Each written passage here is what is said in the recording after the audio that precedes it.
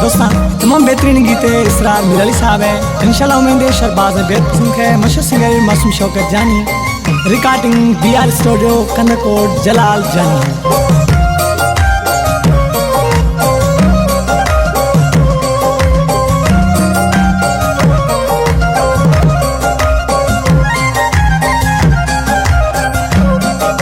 यार वडेरी गुम प्यार नी दे रही, मैं यार वडेरी गुम प्यार नी दे रही।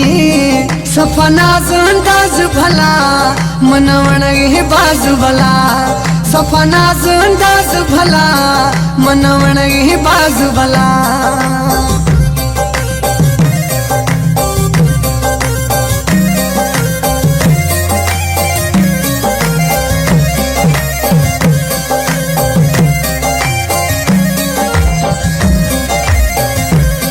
यख विख लख लहगी थी हथ लोडाइंदे हथ कर थी।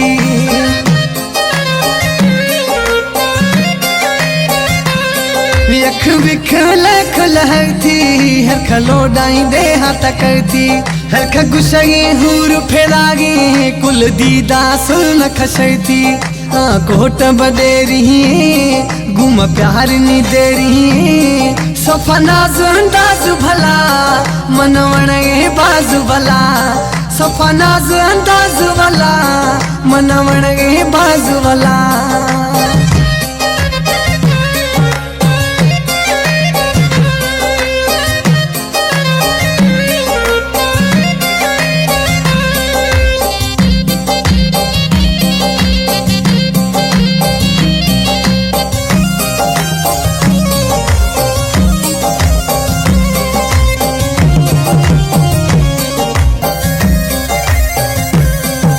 शेफगी फूजुम यारे सफा सोहरे जर्द गिटा थी।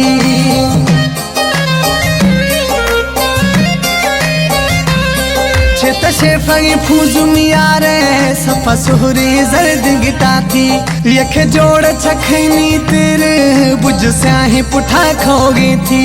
सफा कुंज वडे रही गुम प्यार नी दे रही। सफा नाज अंदाज भला मनवण है बाज भला, सफा नाज अंदाज भला मनवण है बाज भला।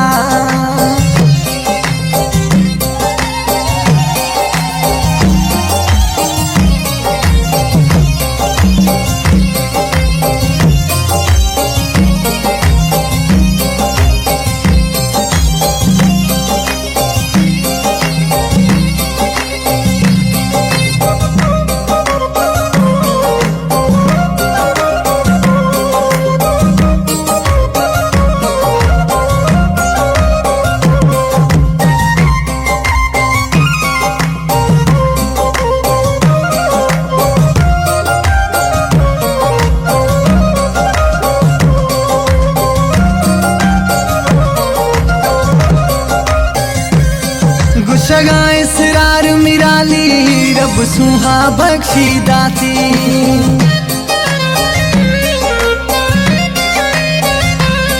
गुशगा इसरार मिराली रब सुहा बख्शी दाती। मजे थोर में खुली मिसरा रब साईं हयातियां दाती। सफा सुहा मुगोरी गुम प्यार नी दे रही। सफा नाज अंदाज भला मनवण है बाज भला, सफा नाज अंदाज भला मनवण है बाज भला। मैं यार वडे रही गुम प्यार नी दे रही। मैं यार वडे रही गुम प्यार नी दे रही। सफा नाज अंदाज भला मनवण है बाज भला, सफा नाज अंदाज भला मनवण है बाज भला।